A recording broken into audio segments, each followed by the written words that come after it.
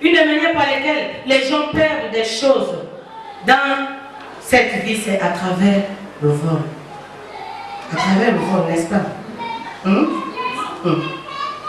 La Bible appelle le diable un voleur qui ne vient que pour dérober, tuer et détruire. Jean 10, 10. Jean 10, 10. Le diable est un voleur, n'est-ce pas? L'ennemi est un voleur, n'est-ce pas? Parce qu'il prend tout ce que Dieu t'a donné. Quelle que soit la manière, quel que soit son procédé, le diable vole ce que Dieu t'a donné. Comme David et ses hommes, on leur a volé tout ce qu'ils avaient. Jean 10, 10, il est écrit: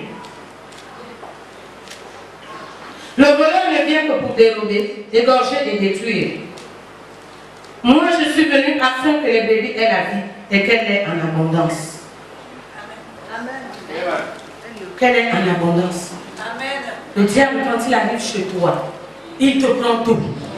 Il te prend ta dignité, n'est-ce pas? Il te prend même ta réputation. Même ce que tu n'es pas. Même les gens qui ne te connaissent pas, bien aimé. Les gens qui ne t'ont même jamais fréquenté, qui ne sont pas arrivés chez toi, vont commencer à te critiquer. Parce qu'ils ont entendu quelqu'un qui certainement s'est mal comporté avec toi et que toi tu as repris parler de toi. Et eux, ils vont amener. Ils vont amener. Donc le diable te vole ta réputation. En dehors de ta réputation, il te vole tes biens. Tout ce qui est à toi. N'est-ce pas? Nous avons l'habitude quand tu regardes une personne. J'ai un cas en Toum, à l'église de Toum. Bien aimé, ce monsieur-là, il a un master 2. Je ne sais même plus en quoi j'ai regardé son dossier. Tellement de dossiers. Il a un master 2. Mais quand vous regardez ce jeune homme-là, ses sœurs, les filles de l'église là-bas l'appellent. Quand je leur avais dit que j'ai fait le témoin, je dis, le papa que vous voyez là, il a un master 2. Et puis il y a une qui a dit quoi? Il a un master 2 et il est comme un cliché comme ça. Et quand vous le regardez, effectivement, il ressemble à un cliché. Il est comme un cliché. Parce que rien en lui ne vous prouve que cet homme-là a fait des études, des longues études, il a des diplômes. Rien du tout. À peine j'ai commencé à prier pour lui, comme les chrétiens sont ce qu'ils sont, il a eu un travail comme gardien, juste en face de l'église. Et le monsieur a commencé à s'absenter. Il ne venait plus au culte. Quand je passe, je le vois avec sa femme au bar. Maman, bonjour. Oui, bonjour. Maman, bonjour. Oui, bonjour. Mercredi dernier, il a perdu ce travail. Moi-même, je suis obligée de dire qu'il a vraiment la guine. Oui, il a la guine. La guine, c'est quoi? Ce sont les fondations. Les mauvaises fondations, bien aimées. Les mauvaises fondations qui te rattrapent. Quel que soit, même si tu échappes, tu peux tout faire. À un moment donné, ces fondations-là vont te revendiquer. Ces fondations-là vont te réclamer. Alors il faut savoir renverser. Il faut rencontrer un serviteur de Dieu ou une servante de Dieu qui sache te faire un travail spirituel pour renverser les mauvaises fondations et pour ériger les fondations qui viennent de Dieu. Les mauvaises fondations nous rattrapent, nous retrouvent et nous récupèrent. Amen. Alors, ceux qui étaient arrivés avaient tout volé à David et à sa troupe. Mais Dieu n'a pas permis cela. C'est la raison pour laquelle Dieu a instauré une loi pour la restauration des choses volées. Proverbe 6, 30. Une loi pour la restauration des choses volées, c'est la même loi. La loi de la récupération, de la double récupération. Proverbe chapitre 6, verset 30 à 31. Qui peut lire, s'il vous plaît, pour aller vite? Je lis la parole de Dieu dans Proverbe 6, à partir du verset 30. On ne méprise pas le voleur qui vole pour s'alimenter parce qu'il a faim. Mais si on le trouve, il fait une restitution au septuple. Amen. Il donne tous les biens de sa maison. Amen. Amen. On ne méprise pas. Proverbe 6, que je lise aussi. Excusez-moi. Proverbe 6, verset 30. On ne tient pas, c'est ma Bible, on ne tient pas pour innocent le voleur qui dérobe. On ne tient pas pour innocent le voleur qui dérobe, pour satisfaire son appétit quand il a faim. Si un voleur vient voler la boîte sardine chez toi, il ne faut pas, il ne faut pas le tenir pour innocent. Un voleur, c'est un voleur. Même s'il vole l'aiguille, c'est un voleur. J'ai ma grande soeur, un voleur allait voler la papaye chez lui. Elle l'a publié sur Facebook. Je l'ai appelée, je lui ai dit, mais il y a tout aussi. La papaye, elle dit, ma soeur, c'est ma papaye. C'était dans mon terrain. Il est venu et il a sauté la barrière pour venir voler la papaye chez moi. Donc, la Bible déclare qu'on ne tient pas pour innocent le voleur qui vole. Quand il vole, celui qui vole un œuf volera un bœuf, n'est-ce pas? Donc, le voleur qui vole là, ici, nous parlons non seulement du vol physique, mais aussi du vol spirituel. Parce que le diable nous dépossède spirituellement. Il vient voler ce qui est à nous, bien aimés. Quel que soit, moi je ne blague pas avec ça. Les enfants là-bas, me disent, maman, elle voit les esprits partout. Oui, moi je vois les esprits partout, parce que je suis prudent. La Bible dit que soyez prudents comme des serpents. Et la Bible dit que nous n'avons pas à lutter contre la chair et le sang, mais nous luttons contre les principautés, contre les dominations, contre les autorités et contre les princes de ce monde-là qui sont assis dans les lieux célestes qui nous font la guerre. Donc moi je vois les esprits partout, sauf les cafards et les rats. Pour moi un cafard c'est un cafard, un rat c'est un rat. Tu rentres chez moi, je te tue. C'est clair. Amen. Tu rentres chez moi, je te tue. Maintenant, si tu prends la forme du cafard, je vais toujours te tuer. Je te tue physiquement et spirituellement. Pourquoi? Parce que si tu as pris la forme du cafard, quand je tue le cafard, je te tue. Amen. Alors, Dieu donc dit, nous n'avons pas tenu le voleur pour innocent. C'est lui qui a volé, il a volé. Et quand ce voleur-là prend ce qui est à toi, quand on trouve cette chose chez lui, s'il il restitue ce qu'il a volé, non seulement il va te restituer ce qu'il a volé, mais il te restitue le double de ce qu'il a volé. C'est la raison pour laquelle au tribunal, quand on amène les voleurs, après que le jugement soit prononcé, ou bien avant, on va te demander de fixer les dommages et intérêts. Parce que tu as subi le préjudice moral, tu as subi aussi le préjudice physique. Donc on te demande, madame, vous fixez ou monsieur, vous fixez vos dommages et intérêts à combien? Bien aimé, s'il t'a volé ou il t'a détourné 200 000, c'est à toi de fixer le montant de tes dommages et intérêts. Même si tu dis 1 million, c'est le tribunal qui va statuer. Et il y a des cas où le tribunal peut t'accorder tes 1 million. Parce que cela dépend de la valeur de ton article, de l'article que tu as perdu. Alors lorsque David et ses hommes ont rattrapé leurs ennemis, ils ont récupéré tout ce qu'ils avaient perdu. Et même plus, Dieu leur a donné un surplus parce que David avait trouvé grâce aux yeux de Dieu.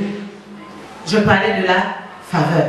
Pendant que tu écoutes cette parole, les forces de la destruction qui volaient tes bénédictions dans ta vie là vont s'arrêter par le feu. Amen. Tu vas récupérer non seulement ce que tu as perdu, mais encore plus. Amen. Parce que le ciel a déclaré que tu récupères le double. Amen. Le ciel a déclaré que tu récupères le double. Le ciel avait déclaré que David récupère le double. Amen. Et tu as perdu les sentiments avec ton mari. Quand tu vas repartir vers lui, tu récupères les sentiments en double. Amen. Si lui a perdu les sentiments vis-à-vis de toi, quand il va te récupérer, il va récupérer les sentiments en double. Amen. Amen. Si tu as perdu l'amour, bien aimé, quand vous allez vous réconcilier, vous allez récupérer l'amour en double. Amen. Amen. Amen. Quel que soit le temps que tu as perdu, même si tu as perdu le temps pour visiter Petit Dubaï, quand vous allez reprendre pour la visitation de Petit Dubaï, vous allez visiter en double. Amen. Amen. Oh. Gloire à Jésus, n'est-ce pas? Parce que la faveur de Dieu est sur toi. Alors pendant que tu écoutes cette parole bien-aimée, quel que soit ce que tu as perdu, je parle de la considération. Parce qu'il y a des hommes qui n'ont aucune considération pour leurs femmes. Et il y a des femmes qui n'ont aucun respect pour leurs époux. Alors si tu as perdu la considération, je proclame et je déclare qu'en ce jour, le Dieu tout-puissant, le Dieu d'APM, il te redonne la considération en double. Monsieur, si tu as perdu le respect dans ton foyer, le Dieu que je sers, le Dieu que je prie, le Dieu d'APM, il te redonne, il te restaure, il te restitue le respect en double. Dans le nom de Jésus. Amen. Si tu as perdu ta position sociale dans ton lieu de travail, tu la récupères en double. Amen. Tu la récupères en double. Je proclame et je le déclare. Amen. Et ils seront tous confus. Amen. Au nom de Jésus-Christ. Parce que le ciel a déclaré que tu récupères le double de ce que tu as perdu. Troisième point, la loi de l'exposition divine. Luc chapitre 12, verset 2. Nous allons vite. Je vais sûrement et un peu vite. Luc chapitre 12, verset 2, il est écrit. Il n'y a rien de caché qui ne doive être découvert, ni de secret qui ne doivent être, rien de caché qui ne doivent être découvert. C'est ça, non? Chapitre 2. Il n'y a rien de caché qui ne doit être découvert, ni de secret qui ne doit être connu. Le point 3, donc, la loi de l'exposition divine. Certaines personnes sont assises sur des trésors, mais ne s'en rendent pas, n'en sont pas conscients. Pourquoi? Parce que l'ennemi a lancé un voile sur les bénédictions que Dieu a réservées pour nos vies. Il y en a qui sont assis sur des trésors, mais qui ne sont pas conscients. Pourquoi? Parce que l'ennemi a jeté un voile. L'ennemi nous a voilés. Pour ne pas que tu te rendes compte que je suis assise ou assis sur une mine d'or. Il y en a qui ont perdu les foyers parce qu'elles ont méprisé les maris. N'est-ce pas? Oui. Parce que l'homme fonctionne à l'honneur. Si tu le méprises, que fais-tu dans sa maison? Si tu l'appelles l'homme là, que fais-tu chez lui? N'est-ce pas? Si tu l'appelles celui-là, il devient celui-là. Quand il devient celui-là, l'autre qui l'occupait ne l'appellera pas celui-là, mais il va l'appeler mon amour. Et tu auras tout perdu. Amen. Il y en a qui ont rencontré, bien aimés, qui ont rencontré les anges, mais qui les ont repoussés parce qu'ils n'étaient pas conscients que cette personne-là, c'est Dieu qui l'a envoyé pour ouvrir une ou plusieurs portes de bénédiction. Amen. Une ou plusieurs portes de bénédiction. N'est-ce pas? Alors certains sont assis sur des trésors, mais n'en sont pas conscients. Parce que l'ennemi a lancé un voile sur les bénédictions que Dieu vous a pour nous. Certaines personnes, certaines ont perdu parce que l'ennemi les a cachées. Certaines de nos bénédictions sont perdues parce que l'ennemi les a cachées. Amen. L'ennemi les a cachées. Je vais prendre l'exemple d'un homme et une femme, enfin une jeune dame qui aimerait aller en mariage, qui veut aller en mariage, n'est-ce pas? Et puis elle arrive à l'église ou ailleurs, elle rencontre un monsieur. Le monsieur lui dit, c'est toi que je veux épouser. Elle ne connaît pas la vie de cet homme. Cet homme-là, il est habillé bizarrement, les chaussures, manchango, les vestes de Motuki, quoi, je ne sais pas. Ah non, lui là, non. Moi, je ne peux pas me mettre avec lui. Mais tu ne sais pas que cet homme que tu méprises là, c'est Dieu qui te l'a envoyé. Et cet homme-là, l'aspect physique que tu vois là, tu ne connais pas le montant qui est à la banque, dans son compte. Donc tu vas rater, parce que tu l'as méprisé. Mais pourquoi il est ainsi, bien-aimé? C'est parce que l'ennemi a caché sa beauté. L'ennemi a caché la gloire que Dieu a mise sur lui. Donc toi, tu ne vois que le physique, tu ne vois que la laideur là, ou bien la façon dont il est habillé, mais tu ne vois pas plus loin, comme on le dit, que tu ne vois pas plus loin que le bout de ton nez. Tu te limites là à ce que tu vois. Pourquoi? Parce que tu as assoiffé les bénédictions physiques que tu dois voir. Mais ce qui appartient à Dieu, Dieu parfois cache des gloires. Mais là, on ne parle pas de Dieu, là, on parle de l'ennemi qui cache nos bénédictions. Pourquoi il cache les bénédictions? Pour que tu ne t'en rendes pas compte, pour que tu méprises, pour que tu rejettes, pour que tu repousses. Comme ça, quand tu vas repousser, lui, toi, tu seras une personne quelconque, n'est-ce pas? Et lui, il va se réjouir à ton sujet. L'ennemi va se réjouir à ton sujet. Comme je disais tout à l'heure, il y en a qui ont perdu, n'est-ce pas, des foyers à cause du pakato. Non seulement le mépris, mais le pakato. Le Congo, ça.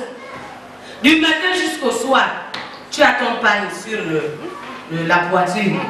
Tu es assise pour faire le Congo, ça. Quand lui il part, tu as le pain, là tu es assise sur les marches de ta maison, de ta terrasse. Quand il revient, tu as le même pain là. Mon Dieu, c'est grave, n'est-ce pas? Alors, si tu ne connais pas tes bénédictions, demande à Dieu de te les révéler. Amen. Parce que l'ennemi cache certaines de nos bénédictions. Ce matin, je proclame et je déclare que les plans de l'ennemi contre ta vie, contre ton élévation soient exposés. Amen. Amen. Que les plans de l'ennemi soient exposés pour que tu te rendes compte que là où tu es, c'est une mine d'or. Donne de la valeur à ce que tu as, bien-aimé. Donne de la valeur à ce que tu as. Au lieu d'envier ce qui appartient à l'autre, au lieu d'envier ce qui est à l'autre, mais je te dis ce matin, oh oui, c'est un ordre, donne de la valeur à ce que tu as. Ce que tu penses avoir perdu, lève-toi, récupère et donne de la valeur. Amen. Gloire à Jésus. Parce que quand elle voit l'autre marcher avec son mari, elle regarde. Non, maman, je pense que c'est l'homme-là que j'aurais dû épouser. C'est l'homme-là que j'aurais dû épouser. Parce que celle-là, elle est heureuse, elle est à l'aise. Mais toi, qui as envie là, toi qui parles, tu ne sais pas ce qu'elle vit dans son foyer là-bas. Mais quand elle sort, elle ne peut pas vous montrer ça. Amen. Amen. Parce que c'est une femme de prière. Amen. Amen. Au lieu d'envier ce qui est à l'autre, lave pour toi. Même si Dieu t'envoie un mamadou, mais qui est chrétien, accepte ton mamadou, lave ton mamadou. Oui, oui. Ma fille. Amen. Amen. Donne de la valeur à ce que Dieu te donne. Donne de la valeur à la femme que tu as. Donne de la valeur à l'homme que tu as. Donne de la valeur aux enfants que Dieu t'a donnés. Bien-aimé. Parce qu'un homme ne peut recevoir que ce que le ciel lui a donné. Amen. Tu ne peux recevoir que ce que le ciel a prévu pour toi, ce que le ciel a destiné, prédestiné pour toi. Amen. Ce qui est à grâce est à grâce.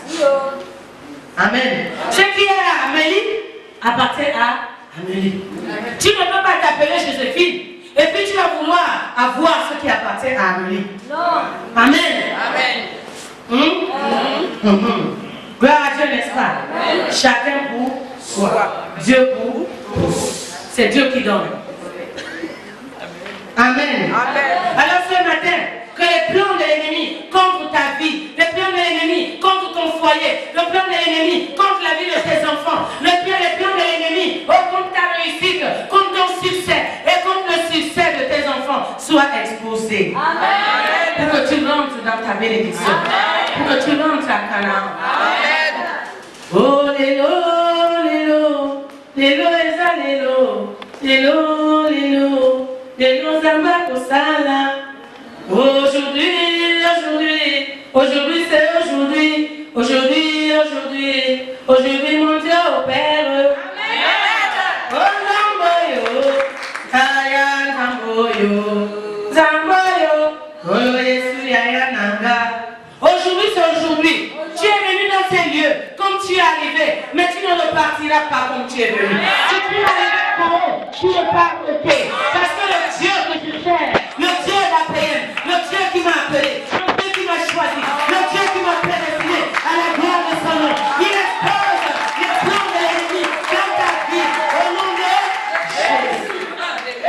Il expose les plans de l'ennemi dans ta vie pour que tu récupères ta position initiale. Oui, tu récupères ta position dans ton foyer, tu récupères ta position dans ta maison, tu récupères ta position dans ton administration, tu récupères ta position dans ton ministère, dans le nom de Jésus. Je prie et je déclare que le ministère, colonne de fer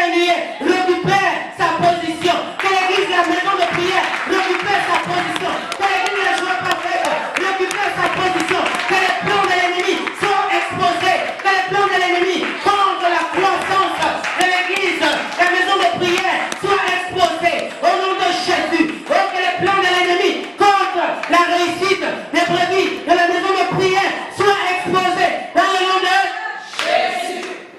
Amen. Quatrième point, la loi de l'accélération divine. C'est pas fini, moi. Bientôt, c'est bientôt fini. La loi de l'accélération divine. Pour David et ses hommes, c'était certainement une mission impossible, n'est-ce pas? C'était une mission impossible parce que des hommes qui sont venus armés dans ta ville, qui t'ont dépossédé, qui sont partis en brûlant ta ville, c'est une mission impossible. C'est une mission impossible. Comment vas-tu faire pour récupérer tout ce que tu as perdu? Donc pour David et ses hommes, c'était certainement une mission impossible. Ils ne connaissaient même pas la direction que leurs ennemis avaient prise. Bien que cela semblait une mission impossible, Dieu l'a rendu possible. Amen. Bien que cela semblait une mission impossible, Dieu l'a rendu possible. Ta situation là, bien-aimé, la situation dans laquelle tu vis, la situation que tu traverses, tu penses que c'est une situation que Dieu, dont tu ne peux trouver la solution. Mais moi je te dis que le Dieu d'APR est le Dieu de toute solution. Amen. Quel que soit ce que tu vis, quel que soit ce que tu traverses, si tu viens dans ces lieux, si tu viens dans ce lieu, si tu rencontres le serviteur de Dieu, tu rencontres le serviteur de Dieu, Papa APR, tu rencontres la bergère Saint-Hélière, tu es vraiment assise ici, tu n'as pas les oreilles ici, et puis tu as le cœur dehors. Avec le Congo, ça, tu seras restauré. Amen. Ton foyer sera restauré. Je ne sais pas pourquoi je parle de foyer, c'est quoi? C'est le foyer, non? Oui, les mariés comme pas mariés, vous êtes dans les foyers. N'est-ce pas? Et la première cellule, c'est le foyer. Donc Dieu veut restaurer le foyer de quelqu'un ce matin. Amen. Dieu veut restaurer le foyer de quelqu'un ce matin. Amen. Dieu, le Dieu que je sers, le Dieu que je prie, il veut restaurer le foyer de quelqu'un ce matin. Il veut restaurer la relation de quelqu'un ce matin. Dieu veut te restaurer. Il veut restaurer ta maison. Il veut restaurer ta relation avec ton époux. Ou je ne sais avec qui ce matin. Toi qui penses avoir tout perdu. Dieu veut te restaurer. Il veut restaurer les parents de quelqu'un ce matin. Le Dieu d'APN. Il veut restaurer plutôt la relation des parents d'une personne ce matin. Mon Dieu à moi, c'est le Tout-Puissant. Oh, c'est le Tout-Puissant. Oh, c'est le Tout-Puissant. Oh, c'est le Tout-Puissant. Oh. Jamamine, Jamambarié. Oh, Jamambarié. Jamambarié. Alors pour David et ses amis et ses hommes, autant pour moi, cela semblait impossible. Mais Dieu l'a rendu possible. Comment? Pendant qu'ils poursuivaient leurs ennemis à toute vitesse, Dieu a fait en sorte que ces hommes-là s'établissent quelque part. Parce que pour